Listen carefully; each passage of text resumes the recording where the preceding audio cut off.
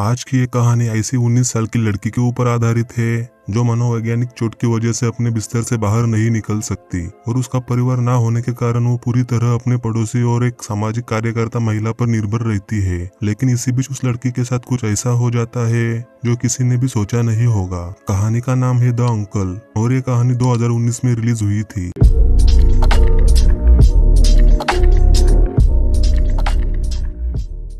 कहानी शुरू होती है इप्सी नाम की लड़की से जो हमेशा की तरह अपने रूम में अपने बेड पर लेटी हुई थी। इप्सी एक अपाहिज लड़की थी जिस वजह से वो चल नहीं सकती और पूरे दिन अपने बेड पर लेटी रहती है। एक दिन उसके रूम में कुछ बदमाश लड़के आ जाते हैं और उसे इधर उधर छूने लगते हैं। क्योंकि इप्सी घर पर अकेली ही रहती थी इस वजह से उन लड़कों को रोकने वाला वहाँ कोई नहीं था। कुछ देर बाद वो लड़के वहाँ से चले जाते हैं जिसके बाद वहाँ पर एक लड़की आती है जो एक सोशल वर्कर थी और उसका काम सिर्फ इप्सी का ध्यान रखना था। लेकिन वो वहाँ आते ही इप्सी पर अपनी भड़ास निकालने लगती है। दरअसल वो हर रोज इप्सी के साथ ऐसा ही करती थी, उसे मारती थी, उस पर चिल्लाती थी और कई तरह से मेंटली टॉर्चर करती थी। फिर कुछ देर बाद वहाँ पर एक डॉक्टर आता है जिसको हर रोज इप्सी का चेकअप करने के लिए रखा गया था। मगर ये डॉक्टर भी बाकियों की तरह इप्सी का फायदा उठाता था।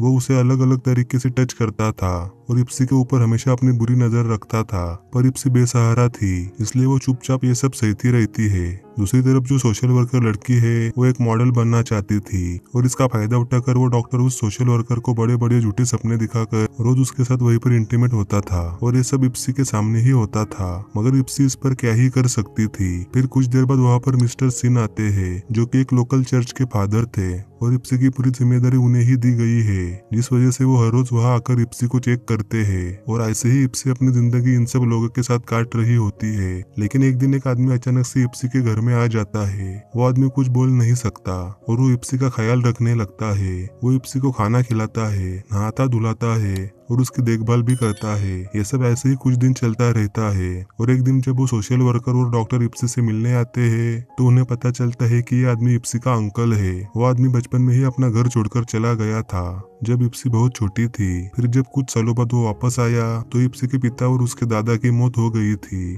और कुछ दिनों पहले ही उसे एक बीमारी हो गई जिस वजह से उसे जेल से रिहा कर दिया। अब अंकल के आने से इप्सी बहुत ज्यादा खुश होने लगी थी क्योंकि उसके पास अब कोई तो था जो सच में उसकी फिक्र करता था और उसकी देखभाल करता था। पर वही डॉक्टर को और उस सोशल वर्कर को इप्सी के अंकल से प्रॉब्लम होने लगती है। वो डॉक्टर मिस्टर सेन से कहता है कि ये अंकल एक रेपिस्ट और खूनी है और इसी वजह से हम इप्सी को इसके साथ अकेला नहीं छोड़ सकते। और ये डॉक्टर ऐसा इसलिए बोल रहा था क्योंकि अंकल के आ जाने से वो इप्सी के साथ कुछ भी गलत नहीं कर सकता था। पर मिस्टर सिन को इस बात से कोई भी प्रॉब्लम नहीं थी और वो उसके अंकल को इप्सी के साथ रहने की परमिशन दे देते हैं। जिसके बाद इप्सी और अंकल साथ रहने लगते हैं। लेकिन वो अंकल काफी हद तक बाकी लोगों की तरह ही था। वो पूरी रात टीवी पर ऐसी वैसी फिल्में देखता और जबरदस्ती इप्सी को भी अपने साथ दिखाता। एक दिन एक पुलिस ऑफिसर इप्सी के घर पर आता है और अंकल से कहता है कि तुम्हारे घर से एक हैरेसमेंट की कंप्लेंट आई है। इससे हमें पता चलता है कि अंकल जिस मर्डर और रेप की केस में अंदर गया था वो सब इसने इप्सी की माँ के साथ किया था। फिर वो पुलिस ऑफिसर अंकल को धमकी देता है कि मैं इप्सी को सब कुछ बता दूंगा कि तुमने ही उसकी माँ का मर्डर किया है। अंकल नहीं चाहता था कि इप्सी को ये बात पता चले इसलिए वो इप्सी को बिना कुछ बताए उस घर से चला जाता है।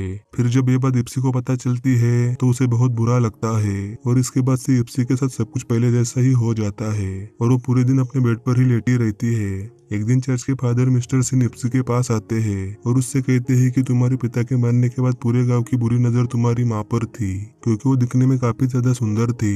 फिर एक दिन तुम्हारा अंकल वापस आ गया जिस वजह से गांव वाले तुम्हारी माँ के साथ कुछ नहीं कर पाए। इसी के साथ मिस्टर सिन इप्सी को ये भी बताते हैं कि मैं भी तुम्हारी माँ को पसंद करता था पर तुम्हारे अंकल के आ जाने से मुझे प्रॉब्लम होने लगी और इसलिए मैंने पूरे गाँव में यह अफवाह फैला दी कि तुम्हारी माँ एक बुरी औरत है जिसका गाँव के सभी मर्दों के साथ संबंध है। वही अंकल के भी तुम्हारी माँ के साथ संबंध थे जिसके कारण मुझे उनसे जलन होने लगी और मैंने कुछ लोगों को भेजकर उनसे तुम्हारी माँ के साथ गलत काम करवाए। और जब ये बात तुम्हारे अंकल को पता चली तो उन्होंने तुम्हारी माँ को मार दिया और अंकल ने जिस कपड़े से गला घोटकर इप्सी की माँ को मारा था वो कपड़ा आज भी वो अपने गले में पहनकर घूमता है। मिस्टर सिंह पहले इप्सी की माँ को पसंद करता था पर अब वो इप्सी को पसंद करता है और उसके साथ इंटीमेट होना चाहता है। मिस्टर सिंह का ये प्लान कई दिनों से चल रहा था पर अंकल के आ जाने से उसके सारे प्लान पर पानी फिर गया और इसी वजह से उसने पुलिस ऑफिसर को भेजकर अंकल को घर से निकाल दिया। अब मिस्टर सिंह अपने इरादे पूरे करने जा ही रहा था कि तभी वहाँ पर अंकल आ जाता है जो कि उस घर के पास ही घूम रहा था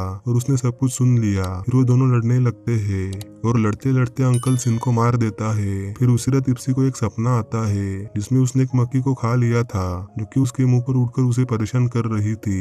अगली सुबह इप्सी जब उठती है तो कुछ बदली बदली सी थी और वो अंकल के साथ मिलकर एक प्लान बनाती है जिसमें जिन जिन लोगों ने उसका फायदा उठाया वो दोनों मिलकर उन्हें मार डालेंगे। और कुछ देर बाद जब वो सोशल वर्कर इप्सी को चेक करने उसके पास आती है तो दोनों मिलकर उसे पकड़ लेते हैं। जिसके बाद वो ठरकी डॉक्टर भी वहाँ आ जाता है और वो देखता है कि इप्सी बिना कपड़ों के ही बेड पर लेटी हुई है। ये देखकर डॉक्टर काफी एक्साइट हो जाता है क्योंकि उसे इप्सी का फायदा उठाने का इतना बड़ा मौका जो मिल गया था। लेकिन तभी वहाँ पर अंकल आ जाता है और फिर दोनों मिलकर सोशल वर्कर और डॉक्टर को बांध देते हैं। आगे दोनों उस सोशल वर्कर को कहते हैं कि तुम्हारे पास सिर्फ दो ही रास्ते हैं, या तो तुम खुद ही मर जाओ या फिर इस डॉक्टर को मार दो। उस वर्कर को खुद की जान की ज्यादा परवाह थी इसलिए वो उस डॉक्टर को मार देती है। फिर कुछ देर बाद रात हो जाती है और वो बदमाश लड़के फिर से इप्सी को तंग करने उसके घर में घुस जाते हैं। और वो जैसे ही इप्सी के पास जाते हैं वैसे ही वहाँ अंकल आकर सभी को पीट पीट कर मार देता है। जिसके बाद वो पुलिस ऑफिसर भी मिस्टर सिंह को ढूंढता हुआ वहाँ पर आ जाता है। पर जैसे ही वो अंकल को वहाँ देखता है तो बहुत ज्यादा गुस्सा हो जाता है।